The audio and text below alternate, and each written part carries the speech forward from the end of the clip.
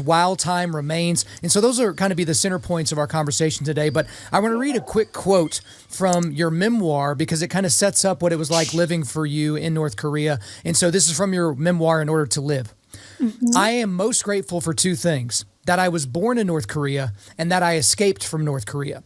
Both of these events shaped me, and I would not trade them for an ordinary, peaceful life. So let's just start casually and just go to the introduction. What was it like growing up in North Korea? I mean, just one word. It's horrible. It's beyond anything that we can imagine. I was growing up in North Korea, and I've never seen map of the world. So I had no idea there was a like countries like America, and this prosperous like free countries existed.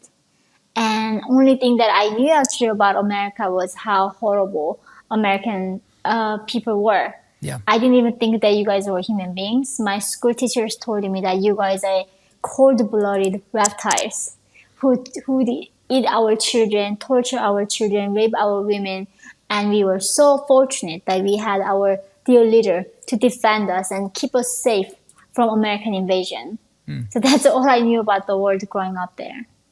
And so obviously you touched on it a little bit there, the brainwashing with kind of the understanding of the Kim family, what other people were like, Americans being reptiles, just having a complete lack of information. Talk to me a little bit about the overall lack of freedom, and we'll certainly get more into this later when we talk about when you relocated to the United States and everything from your new book. But talk about when you're growing up in North Korea, what are the things that we're used to here in America that you just have no possibility of doing if you're living there? I mean, for instance, even wearing a jean. In America, jeans are okay, but in North Korea, they even regulate, goes down to what you wear, what you can listen to, what you can watch, what kind of haircut you can have. And there's no freedom of movement. People have no free press. So there's nothing you can do by your own free will. The regime decides what you belong to, who you're going to marry, what job you're going to have. It's before even your birth. So when we were born in North Korea, we have 51 different classes. And this caste system is based upon your loyalty towards the regime. So basically, currently in America, people are being divided by skin color. I have a son who is half white, half Asian. I would say he's so screwed because now people say that he has an oppressor gene. He's oppressed skin color, right? Because he's white.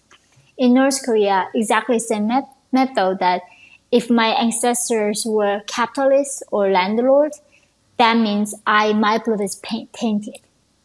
And that's why everybody's North Korean, depending on your class, how much you get fed is decided based on your loyalty towards the regime. And there's no movement between classes, right? You can't marry into a different class. Is that correct? You can't move from one to the other? So that's how they do. They try to prevent people to mixing up and moving around the classes. If a lower caste woman marries a higher caste man, what happens is the entire family of the men's caste all goes down with the women's. So, I mean, that three generation family gonna do whatever it takes to oppose their marriage. Okay, that's how they prevent the, mixing it up.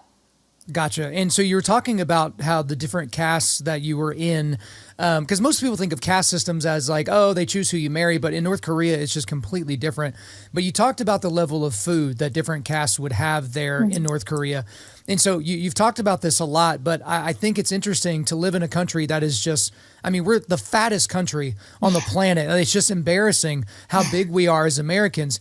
But what you had to go through growing up in North Korea as it pertained to food, we'll never have to deal with here in this country. So give us a little detail on what it was like growing up in terms of food, because there's a lot that's been said about the malnutrition of North Korea, even just compared to South Korea.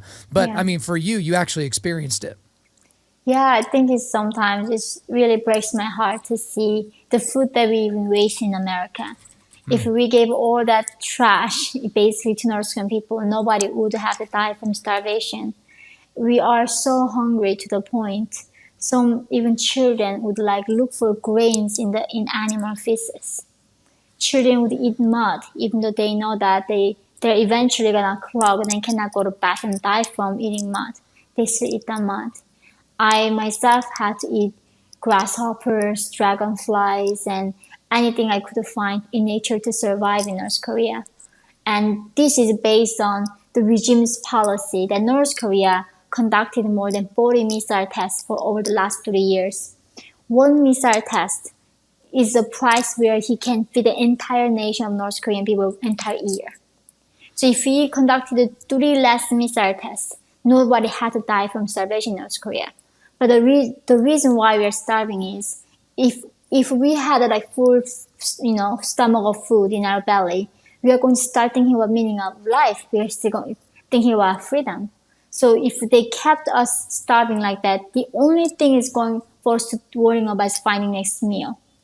That's why the regime uses starvation as a tool to control the population. So it's so interesting to hear you say that, because I remember Jordan Peterson, who you've got to spend some time with, and so have I, and he wrote the foreword to your new book, which again we'll get into a little bit later. He talks about how starvation is basically been eradicated in the entire world except when corruption or corrupt governments are involved. And so again, you just explained it there. If the Kims would not do the things they want to do with the missile program, they would be able to feed the people inside their country.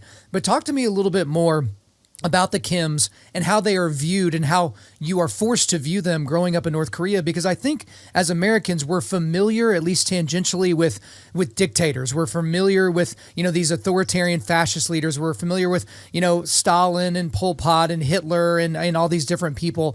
But even in the height of Hitler's reign in Germany, no one thought he was divine. No one thought he was sent here. So give us a little bit of an education as to how North Koreans are to view the Kim family. So this is a very interesting point that people don't understand. Before the Korean War, before the communism came to North Korea, it was the East Jerusalem. It was the Jerusalem of Korea. The North Korean, Pyongyang especially, had the most vibrant missionaries that from the West. And there are so many Christians in Pyongyang. And then Kim Il-sung's mother and uncle and his family actually were devout Christians. So Kim Il-sung left home and was trying to fight for the independence. Later, when he was placed as a leader by Stalin, he decided to kill Christians, obviously, and persecute them all. And anybody, even till this day, if you own a Bible, you get executed in North Korea. If you are a Christian, obviously, 3 generations of your family get executed and sent to prison camp. But at the time, he realized he can be God. And so he basically copied the Bible. There's a 10 commandments the North Korean dictatorship gave to North Korean people. And he said he loved us so much that he gave us his son, Kim Jong-il. And he's like Jesus Christ. His body dies, but his spirit is with us forever. And he knows what we think.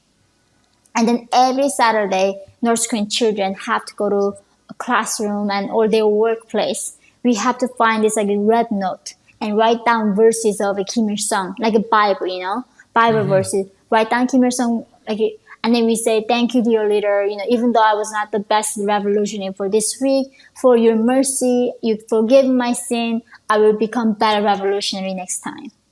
And then at the end of this criticism session, we have to pick our classmate to criticize. And that instills distrust between people. Imagine even 9 years old to go to school, entire week, you need to look for who has done something wrong because you need to find somebody to criticize every Saturday. So everybody's watching each other. So in some ways, it's the most crazy religious cult you can imagine. And then for North Korean people, they don't even have 24 hours electricity in the 21st century. They don't even know the existence of the internet. They don't have passport. They have no freedom to travel. So all they know is this lie propaganda from the regime.